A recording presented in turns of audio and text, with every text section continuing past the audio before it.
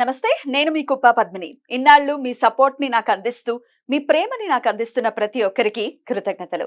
ఇప్పుడు చూడబోతున్న ఈ వీడియో కూడా ఖచ్చితంగా మీకు ఉపయోగపడుతుంది. లైక్, షేర్ అండ్ సబ్స్క్రైబ్ చేసి మీ ఇష్టాన్ని అలాగే మీ సపోర్ట్ ని నాకు అందించండి. అలాగే ఈ వీడియో పట్ల మీ అభిప్రాయాన్ని కమెంట్ సెక్షన్ లో కమెంట్ చేసి నాకు తెలియజేయండి. నమస్తే, వెల్కమ్ టు అవర్ ఛానల్. నేను పద్మిని. ప్రస్తుతంతో పాటు ప్రముఖ ఆధ్యాత్మికవేత్త, వాస్తు జ్యోతిష పండితులు, న్యూమరాలజిస్ట్ తనిష్క గారు మనతో పాటు ఉన్నారు. మాట్లాడదాం. నమస్తే తనిష్క గారు. నమస్తే అమ్మా. నవగ్రహాల్లో గురువు ఆస్పిషియస్ ప్లానెట్ గా చూస్తారు ఖచ్చితంగా. అలాగే మన జీవితాల్లో కూడా గురువు ఖచ్చితంగా ఉండాలి. ఒక సన్మార్గంలో మనం నడవాలి అన్నా, ఏం చేయాలో తెలియట్లేదు అనుకున్న వాళ్ళకి గురువే దైవంకి మించి కదా గురువు. మరి గురువుని ఎలా అండి, గురువుని ప్రసన్నం చేసుకోవటం ఎలా, మా గురువుని ఎలా మేము తెలుసుకోవాలి? గురువుకు సంబంధించి చాలా రకరకాల సందేహాలు ఖచ్చితంగా ఉంటాయి. గురువు అనుగ్రహాన్ని పొందటం ఎలా తనిష్క గారు? ఓకే అమ్మా. ఇప్పుడు గురువు అనేటప్పుడు ఎందుకంటే మన ఒక మంచి దారికి తీసుకెళ్లేవాడు గురువు ఖచ్చితంగా.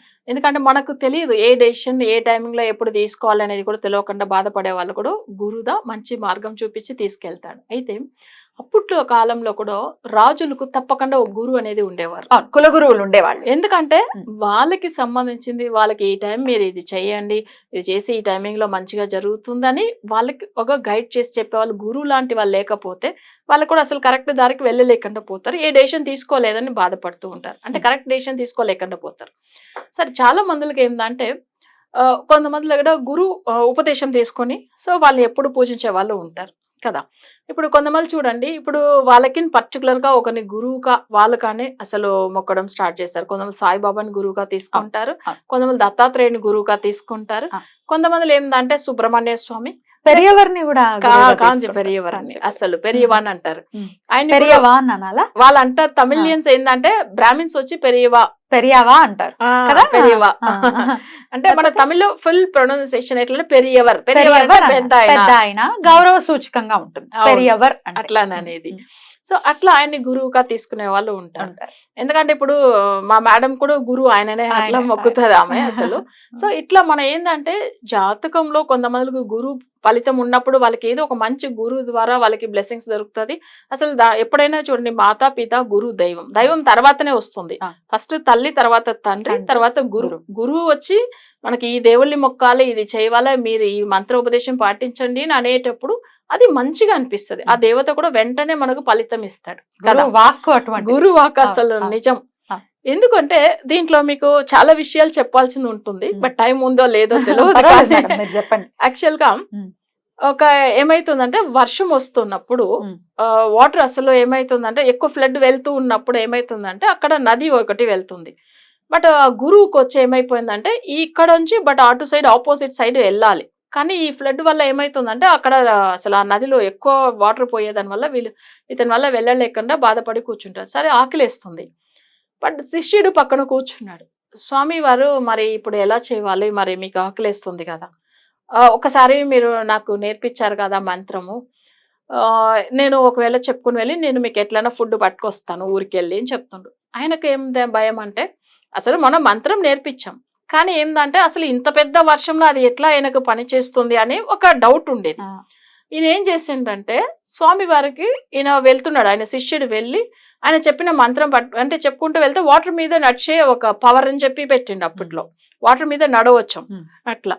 సరే అని చెప్పి ఆ నది మీదనే మంత్రం చదువుకుంటూ నడుచుకుంటూ వెళ్ళిపోయింది. అసలు ఆయనకు అలలు ఏం కొట్టుకుని వెళ్ళట్లేదు, ఆ వాటర్లో కూడా అసలు వెళ్ళిండు. ఊరికి వెళ్ళి ఆ అంటే వీళ్ళకి ఫుడ్ తీసుకొచ్చేసిండు. వచ్చి ఈయన ఇచ్చిండు. అబ్బా, ఈయన ప్రాణంతో ఇంత ఎట్లా తిరిగి వచ్చాడు, ఇంత పెద్ద వర్షం వస్తుంది, అసలు నువ్వు ఎలా వెళ్ళావు, ఎలా వచ్చావు? స్వామి మీరే చెప్పిండ్రు కదా మంత్రము, అసలు వాటర్లో కూడా నడవచ్చామని చెప్పి నాకు ఒక మంత్రం మీరు చెప్పిండ్రు కదా, నేను అది ఫాలో అయినా. అప్పుడు ఎలా అంటే ఈయన పేరు చెప్పుకుంటూనే గురువు చెప్పిండ్రు కదా అని చెప్పి చెప్పుకుంటూ నమ్మకం మీద వెళ్ళి వచ్చేసాను.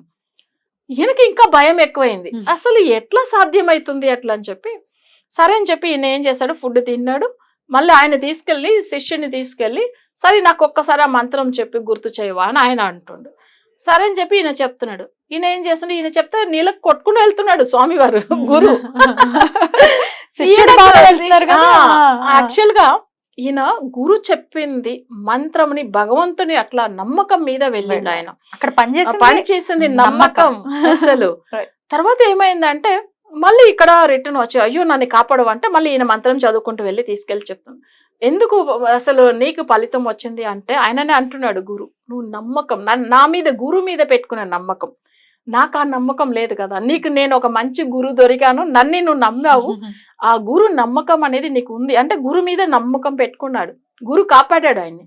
బట్ ఈయనకు ఆ గురువు మీద ఈయనకు నమ్మకం లేదు, ఈయన డౌట్తోనే కదా చేస్తుండు. అదే ఒక్కటి చెప్పింది ఆయన. ఎప్పుడైనా కానీ మనం కూడా చూడండి, గురుని నమ్మామంటే ఆ నమ్మకం మీద వెళ్ళాలి, ఆయన చెప్పిన ఉపదేశంది కరెక్ట్ ఫాలో కావాలి. అసలు నిజంగానే దేవుడి మంత్రాలు వాళ్ళు ఇచ్చినప్పుడు ఇది ఇట్లాదా చేయాలి అని చెప్తే చాలు. ఎందుకు ఈ మాట చెప్తున్నానంటే ఏజ్ చిన్న వాళ్ళుగా కూడా ఉండవచ్చు, కానీ పెద్దవాళ్ళకి కూడా ఉపదేశం చేయవచ్చు. ఎందుకంటే ఏజ్ బట్టి కాదు, ఏజ్ కాదు ఇక్కడ మ్యాటర్, అసలు నిజం చెప్పాలంటే. ఎందుకు మీకు ఈ మాట చెప్తున్నానంటే, ఒకసారి మా అత్తమ్మకు చాలా సీరియస్ అయిపోయింది, హెల్త్ ఇష్యూస్. అసలు డాక్టర్ దగ్గర వెళ్తున్నారు, రెగ్యులర్ ట్రీట్మెంట్, ఏది సెట్ అవ్వలేదు. ఒకసారి ఆమెను కూర్చోపెట్టి మంత్ర ఉపదేశం 3 సార్లు చెప్పేత్తమ్మా చాలా బాగా అయిపోతావు. అసలు ఏం లేదు, ఆంజనేయ స్వామి మంత్రం చెప్పించాను.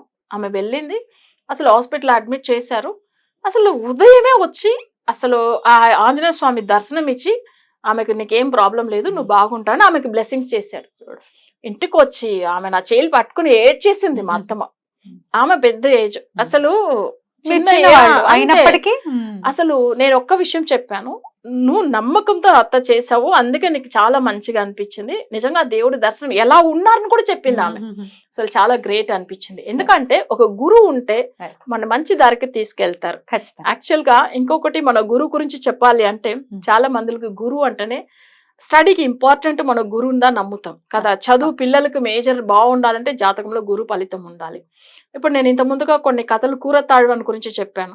కూరతాళ్వాన్ ఎంత మంచి గురువు అంటే, అసలు నిజంగా చెప్పాలంటే రామానుజుడికి ఆయన శిష్యుడు, కానీ ఆయన గురువు గురించి ఈయన ఎన్ని త్యాగాలు చేశారు తెలుసా. ఈయన అసలు చెప్పాలంటే తను కళ్ళుని కూడా పీకిచ్చేశాడు అసలు ఆఖరికి. రామానుజర్ గురించి ఎవరు, కూరతాళ్వాన్. ఎందుకంటే 1000 ఏండ్ల కింద శివకులం వైణవకులం ఇద్దరికి గొడవలు ఉన్నాయి. శివుడే పెద్ద అని వీళ్ళు చెప్పేది విష్ణుమూర్తి పెద్ద అని. అప్పుడు రామానుజర్ని అనుకుని కూరతాళ్వాన్ని పట్టుకెళ్ళిపోతారు అప్పట్లో రాజులు. అప్పుడు ఏమంటారంటే, నీ పేరేమంటే, ఓహో వీళ్ళు శిక్షించేదానికే తీసుకొచ్చారు, రామానుజుడా నువ్వు అట్లానంటే అవును చెప్తాడు. సరే అప్పుడైతే నువ్వు చెప్పు, శివనామం చెప్పు అంటే, లేదు నేను విష్ణునామమే చెప్తాను. అప్పుడు ఏం చేస్తాడంటే, రామానుజుడు అంటే ఎందుకు అక్కడ అబద్ధం చెప్పాడు, గురువుని కాపాడేదానికి. సో అప్పుడు ఆయన కళ్ళుని పీకండి అని చెప్పేస్తాడు. అసలు కూరతాళ్వాన్ కళ్ళని పీకేస్తారు. ఉంటే కూడా ఆయన దేవుడు పవర్ కదా, అసలు తనకు ఉంటే కూడా ఆత్మకు అంటే వాళ్ళ కంట్లో కనిపిస్తుంది అన్ని విషయాలు. కళ్ళు పీకినా కూడా దేవుడే ఉన్నాడు కదా.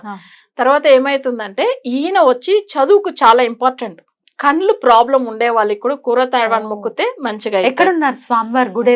గుడి ఉంది ఎక్కడ, కాంచీపురం డిస్ట్రిక్ట్ లో ఉంది. కూరంని ఒక విలేజ్, కూరం ఆయన పేరే కూరతాళ్వాన్, అందుకే ఊరు పేరే కూరం. అట్లానే ఒక ఊరు, అక్కడ ఆయన టెంపుల్ ఉంది. అసలు అక్కడ స్వామివారు విష్ణుమూర్తి ఉన్నారు, ప్లస్ ఈయన రామానుజర్ సెపరేట్ గా ఆయన ఒక టెంపుల్ ఆయనది అక్కడే ఉంది.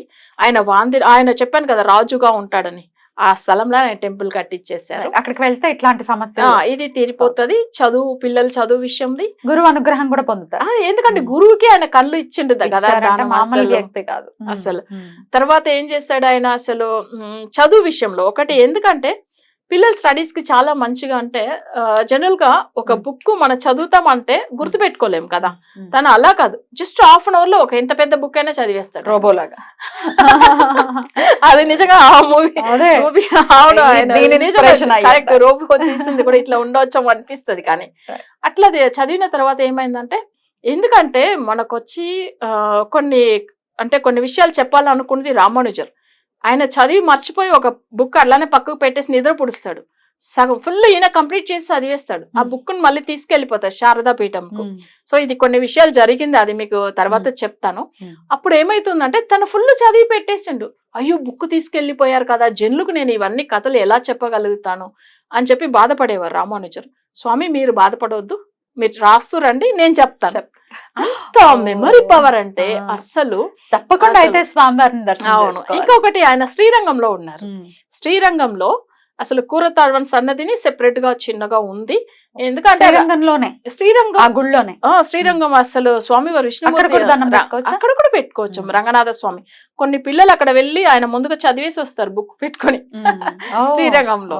ఎందుకంటే తను అంతా Studies అసలు, బాగా వస్తాయి. బాగా చదువుతారని. Beautiful. కళ్ళు గురించి కూడా మీరు ఎవరైనా ప్రాబ్లం ఉన్న వాళ్ళు మొక్కుని, సో ఆయనకి ఏందంటే అసలు కళ్ళు లాంటి రూపం ఏదన్నా దేవుడికి అక్కడ వేస్తాము అట్లనే, అంటే ఉండియల్లో వేస్తాము కూడా వెండి మొక్కుకోవచ్చు. కళ్ళు అవి ఆ, వేస్తారు. ఎందుకంటే ఇవి మనం మొక్కడం ఎట్లా భక్తిగా, ఆయన ఎంతో గురువుకు ఒక మంచి శిష్యులాగా ఉన్నాడు, కానీ ఆయన గురు స్వరూపమే. ఎందుకంటే చదువు విషయంలో చాలా మంచి తెలివైన అతను.